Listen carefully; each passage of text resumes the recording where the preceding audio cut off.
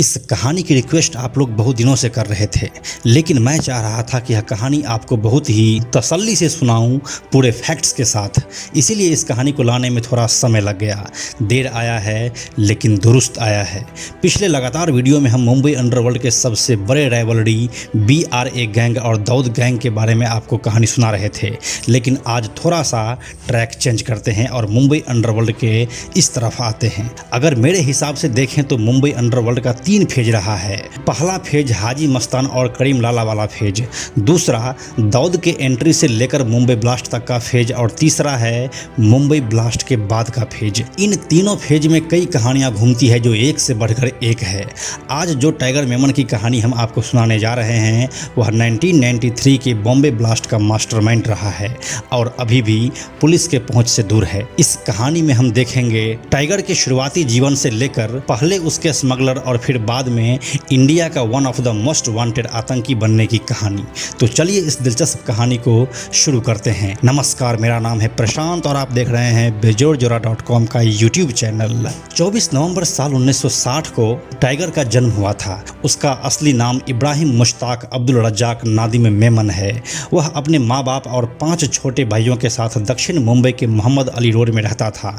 उसके father Abdul Razzaq welding का काम करते थे। उसने मुंबई में ही 10वीं तक की एजुकेशन ली। 8 लोगों का फैमिली और कमाने वाला सिर्फ एक। घर की आर्थिक स्थिति तो खराब होगी ही। नतीजा यह हुआ कि मेमन ने पढ़ाई बीच में ही छोड़कर मुंबई के मेमन कोऑपरेटिव बैंक में बतौर प्यून काम करना शुरू कर दिया, लेकिन वहां भी वह ज़्यादा दिनों तक नहीं टिक सका।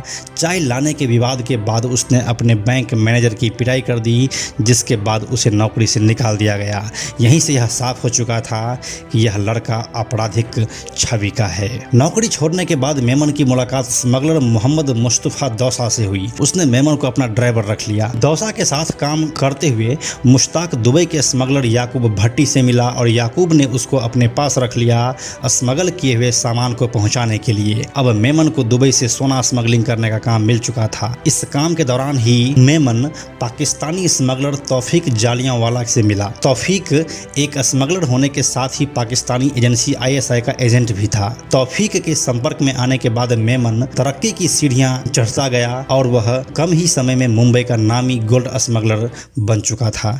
मेमन जिस चालाकी से अपने काम को अंजाम देता था वह उसके दुबई और पाकिस्तानी साथियों को खासा इंप्रेस करती थी, जिसके बाद उन लोगों ने ही उसे टाइगर बोलना शुरू कर दिया। इस तरह से उसका नाम अब टाइगर मेमन हो चुका था।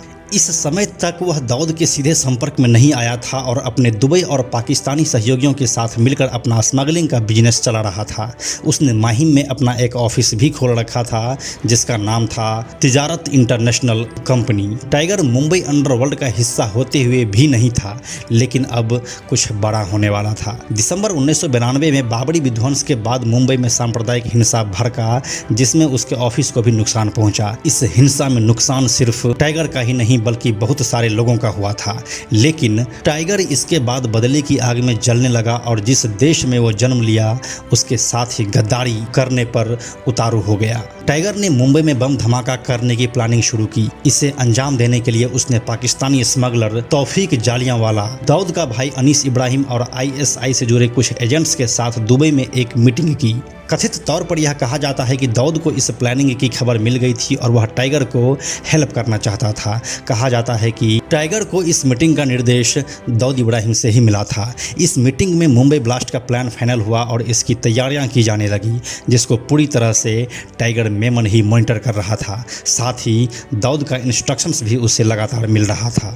मुंबई में सिलसिलेवार धमाकों को अंजाम देने के लिए पाकिस्तान से रुपये और हथियार दिलाने की जिम्मेदारी तौफीक जालियांवाला को सौंपी गई। इसमें दाऊद का इन्वॉल्वमेंट भी सामने आया। उस रुपये और हथियार को बॉर्डर से मुंबई तक लाने के लिए और लोगों का इंतजाम करने की जिम्मेदारी टाइगर मेमन को दी गई। पुलिस के मुताबिक टाइगर मेमन ने फरवरी और मार्च 1993 के बीच कई लोगों को हथियार, बम और रॉकेट लॉन्चर चलाने की ट्रेनिंग लेने के लिए पाकिस्तान भेजा था। इसमें फारूक मोहम्मद, शाहनवाज अब्दुल कादर कुरैशी, जाकिर हुसैन, नूर मोहम्मद शेख, अब्दुल खान, अकरम अमानी मलिक सहित कई लोगों का नाम शामिल था। यह सभी धमाकों में अभियुक्त भी थे, जैसा कि CBI के चार्जशीट में दर्ज है। फिर आता है वह दिन जब इसने पूरे देश को झकझोर कर रख दिया था। 11 मार्च 1993 को टाइगर के घर पर ही वाहनों में RDX लोड किया गया था, जिन्हें अलग अलग जगह पर पार्क किया गया और फिर 12 मार्च को धमाकों को अंजाम दिया गया। बेहद सावधानी से धमाकों को अंजाम तक पहुंचाने के बावजूद धमाके में इस्तेमाल एक गाड़ी की जांच के बाद मेमन फैमिली का नाम इस धमाके में आया। इस गाड़ी का रजिस्ट्रेशन टाइगर के भाभी के नाम से था। बस यही कड़ी थी जो मेमन फैमिली को पुलिस के सामने ले आई। रजिस्ट्रेशन पेपर्स के बिना पर जब उनकी खोज हुई तो पता चला कि मेमन फैमिली धमाके वाले दिन ही दुबई भाग गया था। मेमन अपने फैमिली के साथ पाकिस्तान इंटरनेशनल एयरलाइंस से दुबई गया, जहां पर उसके पाकिस्तानी दोस्त तौफीक ने उसे एयरपोर्ट पर बिना चेक के ही उसे बाहर निकाल लिया और फिर कराची में उसके पूरे फैमिली को शिफ्ट कर दिया। इसके बाद इस मामले को जांच कर रही पुलिस को टाइगर की प्रेमिका सोमा लाला के बारे में जानकारी मिली। पुलिस ने सोमा को अरेस्ट किया और उससे टाइगर और उसके दोस्तों के बारे में जानकारी इकट्ठा की, लेकिन इसका कोई फायदा नहीं हुआ और अब भी वह पुलिस की गिरफ्तार से बाहर है। इंटेलिजेंस एजेंसीज ने कई ऐसे दावे किए हैं कि टाइगर मेमन और उसका फैमिली अभी कराची में ISI की देखरेख में रह रहा है। वह अपना अधिकतर समय पाकिस्तान में ही बिताता है और वहां पर वह एक व्यापारी के रूप में जाना जाता है। टाइगर वहां पर एक कंस्ट्रक्शन कंपनी के साथ जुड़ा हुआ है। वहीं उसका भाई अयूब मेमन चावल एक्सपोर्ट के बिजनेस में है। उसका एक और भाई याकूब मेमन इंडिया में अरेस्ट हुआ था, जिसे साल 2015 में फांसी दे दी गई। याकूब की कहानी हम आपको अगले वीडियो में सुना देंगे। कहा जाता है कि इस ब्लास्ट के बाद जब मीडिया में खबर फैली कि यह काम दाऊद का है, तब टाइगर ने खुलेआम अंडरवर्ल्ड में बोला कि नहीं, यह काम उसका है और यह काम उसके सिवा कोई कर ही नहीं सकता था। हमने अपनों के साथ हुए ज्यादती का बदला लिया है। इस हद तक रेडिकलाइज्ड था यह आदमी। टाइगर मेमन अभी भी इंटरपोल और CBI के लिए मोस्ट वांटेड है, लेकिन कई सालों से उसकी कोई खबर नहीं है। तो यही थी मुंबई ब्लास्ट के मास्टरमाइंड टाइगर मेमन की पूरी कहानी। इस कहानी के संदर्भ में अपनी राय आप हमें कमेंट सेक्शन में लिखें। अगर आप मुंबई अंडरवर्ल्ड के बारे में और विस्तार से जानना चाहते हैं तो हमारे मुंबई अंडरवर्ल्ड वाले प्लेलिस्ट को जरूर देखें। हम अब तक 35 से ज़्यादा वीडियोस बना चुके हैं। यह वीडियो अगर आपको पसंद आया तो इसे लाइक और शेयर जरूर करें। आने वाले वीडियोज़ के लिए बेजोड़ जोड़ा को सब्सक्राइब करके बेल आइकन को टच करना ना भूलें। Thank you so much.